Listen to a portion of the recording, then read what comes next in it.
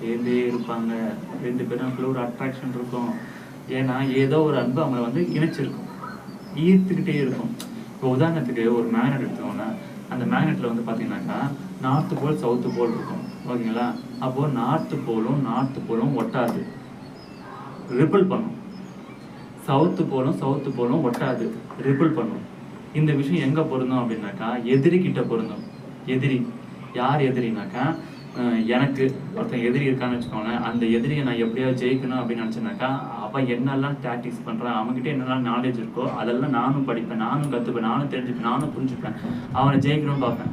இப்போ அவன் என் ஜெயிச்சிட்டான்னு வச்சுக்கோங்களேன், எனக்கு அவன் கோவம் வராது. என்ன தெரியுமா வரும்? என்ன டாக்டிக்ஸை யூஸ் பண்ணி அவன் ஜெயிச்சான். ஆனால் அவங்க போய் ஒன்றா உறவாடவும் மாட்டாங்க, சேர்ந்துருக்கவும் மாட்டாங்க. ஆனால் சமயத்தில் கோபமும் வராது. அதுக்கு பதில் அவனை விட நான் ஒன்று மேலே போனால் நான் அவனை இன்ஃபர்மேஷன் அதிகமாக தெரிஞ்சுப்பேன். என்னை விட அவனை விட நான் மேலே போனால் அவன் என்னை பற்றி இன்ஃபர்மேஷன் தெரிஞ்சுப்பான். ஏன்னா நாங்கள் 2 பேரும் எதிரி. எனக்கு தெரியும் அவனை ஜெயிக்க வாய்ப்பு இருக்குது, நான் அவனை ஜெயிக்கணும்னு. அவனுக்கு தெரியும் அவன் ஜெயிக்க வாய்ப்பு இருக்குது அப்படின்னு சொல்லிட்டு. புரியுதுங்களா? அப்போது ஒருத்தர் வந்து என்ன பண்ணுவாங்க, மேற்கொண்டு இன்ஃபர்மேஷன் சேர்த்துக்கிட்டே போவாங்க, அறிவை வளர்த்துக்கிட்டே போவாங்க. அப்படி வளர்த்துக்கிட்டே போகும்போது என்ன பண்ணாக்கா, இந்த எதிரிக்குள்ளே வந்து கண்டிப்பாக எப்பவுமே ஒன்று சேர மாட்டாங்க, பிரிஞ்சே தான் இருப்பாங்க. அதே மாதிரி இவனுக்கு மேலே கோவம் வராது, இவனுக்கு கோவம் வராது. ஏன் வராதுனாக்கா 2 பேருமே சேரணுன்ற அவசியமும் கிடையாது, சேர்ந்துக்கணும் அவசியமும் கிடையாது. அதனால வந்து ஒருத்தர் மற்ற ஒருத்தர் இன்ஃபர்மேஷன் எதிர்ப்பாங்க. ஆஹா, இவன் ஒருத்தன் தேசம்னு வச்சுக்கோங்க, அவன் என்ன பண்ணுவான், கோவப்பட மாட்டான். இவன் எப்படி ஜெயிச்சான், என்ன மாதிரி ஜெயிச்சான்னு சொல்லிட்டு அப்படிதான் வந்து டிஸ்கஸ் பண்ணுவாங்க, அதை பற்றி அனலைஸ் பண்ணுவாங்க, அவனை மேலே வரும்னு பார்ப்பாங்க. ஆனால் இது கணவன் மனைவிக்குள்ளேயும் இந்த அப்பா மகன்குள்ளேயும் அம்மா பொண்ணுக்குள்ளேயும் இவங்களுக்குலாம் பார்த்தீங்கன்னாக்கா ஒரு நம்பிக்கை செஞ்சிருவானோ ஏதோ ஒரு நம்பிக்கை, அந்த குருட்டு நம்பிக்கை தான் வந்து என்ன பண்ணுறாக்கா இந்த ஏமாற்றம் அடையுது. இந்த ஏமாற்றம் கோவம் வருது.